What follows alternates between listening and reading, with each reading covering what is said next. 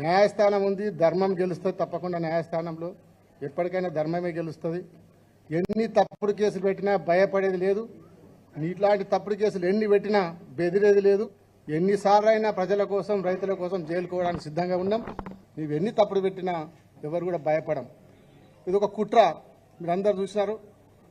నాకే అలా ప్రమేయం లేదు. ఆ సంఘటన జరిగినప్పుడు పత్రికా సోదరులు మీరు కూడా ఉన్నారు ఇక్కడనే. 11వ తారీఖు నాడు 12 గంటల నుంచి 1:30 వరకు నేను భవన్లో ఉన్నాను. ప్రెస్ మీడియాలో నేను, శ్రీనివాస్ గౌడ్ గారు, ఆల వెంకటేశ్వర రెడ్డి గారు, ఆ రోజు గత కన్నా ముందు 10వ తారీఖు నాడు ముఖ్యమంత్రి గారు అక్కడ మహబూబ్నగర్ పార్లమెంట్ పోయినప్పుడు అక్కడ ప్రసంగించిన దాని మీద కౌంటర్గా మేము అందరం ప్రెస్ పెట్టినాం. లక్ష్మణరెడ్డి అందరంలో స్వయాన మీరే చూసినారు. నేను ఇక్కడ హైదరాబాద్లో ఉన్నాను. నాకు ఎలాంటి సంబంధం లేకుండా, నాకు ఆ కేసుతో దాడితో సంబంధం లేకుండా కావాలని కేసులో ఇరికిచ్చి రేపు కొడంగల్లో రాజకీయంగా అణగదొక్కాలనే ఉద్దేశంతో నన్నే తప్పుడు కేసులు ఇరికిచ్చినాడు. దాని తర్వాత నా ద్వారా వీళ్ళందరూ చూసినారు. పొద్దున 7 గంటలకు నన్ను అరెస్ట్ చేసినప్పుడు నేను ఫస్ట్ పోలీసులను ఒకటే అడిగాను, అరెస్ట్ వారెంట్ ఉందా మీ దగ్గర, ఎఫ్ఐఆర్ కాపీ ఉందా, నాకు చూపియండి, అప్పుడే అరెస్ట్ చేయండి అని చెప్తే మా దగ్గర పైన ఆదేశాలు ఉన్నాయి, మా దగ్గర ఏం లేదని చెప్పి బలవంతంగా నన్ను కార్లు ఎక్కించుకొని తీసుకొని పోయి వికారాబాద్ డిటిసి సెంటర్లో పెట్టి అక్కడ 11 గంటలకు ఎస్పీ గారు రావడం జరిగింది.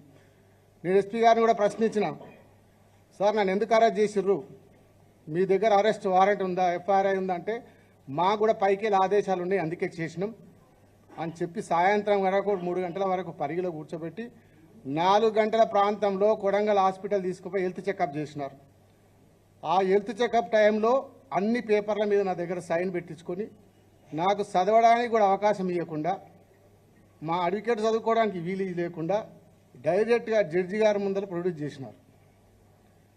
దాంట్లో తెల్లారి మార్నింగ్ మా మిస్సెస్ జైలుకి వచ్చినప్పుడు కేటీఆర్ గారి పేరు చెప్పినామంటే మా పేపర్లలో వస్తుందని చెప్పినారు.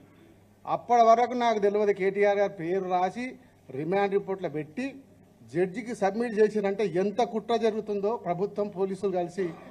అంటే నేనే తప్పుడు కేసులు ఇరికిస్తే నా ద్వారా కేటీఆర్ గారిని కూడా ఇరికియాలని ప్రాణతోని ఒక ప్రభుత్వ కుట్రతోని. ఎందుకంటే 6 గ్యారెంటీలు ఇచ్చిండు, ప్రజలకు హామీలు ఇచ్చిండు, అవి చేత కాదు. రేవంత్ రెడ్డికి మాటలు తప్ప చేతలు ఉండవు. కొడంగల్ ప్రజలకు తెలుసు, నాకు తెలుసు, 10 ఏళ్ళ నుంచి చూస్తున్నాం. ఒట్టి మాటలే, చేతలు ఉండవు. మళ్ళా ఆ చేతలలో అన్ని మాటలు ఇచ్చి చేతలు చెప్పిండు కాబట్టి, ప్రజలను మోసం చేసిండు కాబట్టి, ప్రజలను డైవర్ట్ చేయడానికినే ఒక్కొక్క కేసు పెడతా ఉంటాడు. ఈరోజు చూసినారు, నాకు ఇప్పుడే బెయిల్ వస్తుంది, ఒక పక్క మళ్ళీ కేటీఆర్ గారి మీద కేసు పెట్టి అది డైవర్ట్ చేయాలి. మళ్ళీ ఇది ఒక 6 నెలలు గడపాలి. ఇట్లా గడుపుకుంటూ ప్రజలకు మోసం చేసుకుంటూ ఇచ్చిన గ్యారంటీ ఒక్కటి కూడా అమలు చేయకుండా ముఖ్యమంత్రి ప్రజలను మోసం చేస్తూ ఉన్నాడు, రైతులను మోసం చేస్తూ ఉన్నాడు. నేను ముఖ్యమంత్రికి ఛాలెంజ్ చేసి చెప్తున్నా, సొంత నియోజకవర్గం, నేను కూడా ఎమ్మెల్యే ఉన్నా, నువ్వు కూడా ఇప్పుడు ప్రజెంట్ ఎమ్మెల్యే ఉన్నావు. కొడంగల్ నియోజకవర్గంలో ఒక పెద్ద గ్రామం తీసుకుందాం. రుద్వారము, అంగడరాయచూరు, దొరేపల్లి, భూనీడు ఉన్నది. ఆ గ్రామంలో గ్రామసభ పెడదాం. నేను పక్క కూర్చుంటా, గ్రామసభ పెట్టు. నీవు ఇచ్చిన పథకాలు ఏవేవి ఎవరెవరికి వచ్చినాయో నువ్వే గ్రామసభలు అడిగి తెలుసుకో. ఎంతమందికి రుణమాఫీ అయింది, ఎంతమందికి 500 గ్యాస్ సిలిండర్ వచ్చింది, ఎంతమందికి మీకు 200 ఫ్రీ కరెంట్ వచ్చిందో గ్రామసభ పెట్టి తెలుసుకుందాం.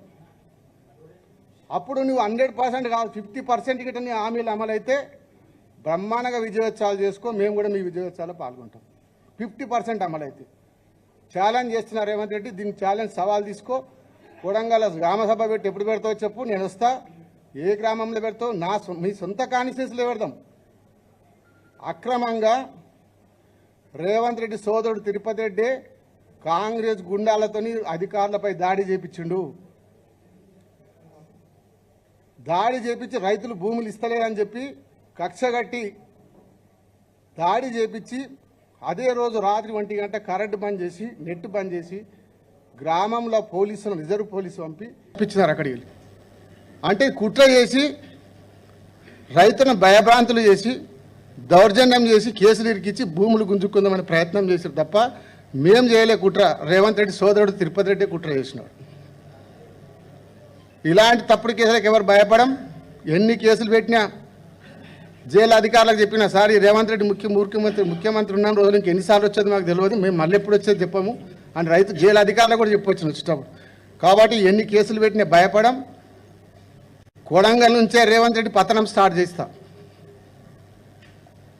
కాబట్టి కేసులకు ముందు తప్పుడు కేసులు బాన్ చేసి ప్రజల మీద దృష్టి పెట్టండి, ప్రజలకు ఇచ్చిన హామీల మీద దృష్టి పెట్టండి, 6 గ్యారెంటీలు అమలు చేసి చూపియండి నీ ముఖ్యమంత్రి చేతనైతే నీకు ఆ పని చేయండి. కానీ ప్రతిపక్ష నాయకుల మీద కేసులు పెట్టడం, కార్యకర్తల మీద కేసులు పెట్టడం, సోషల్ మీడియా మీద కేసు పెట్టడం, ఇదే పని తప్ప వేరే పని లేదు నీకు. ఇప్పటికైనా బుద్ధి తెచ్చుకొని ప్రజల పాలన మీద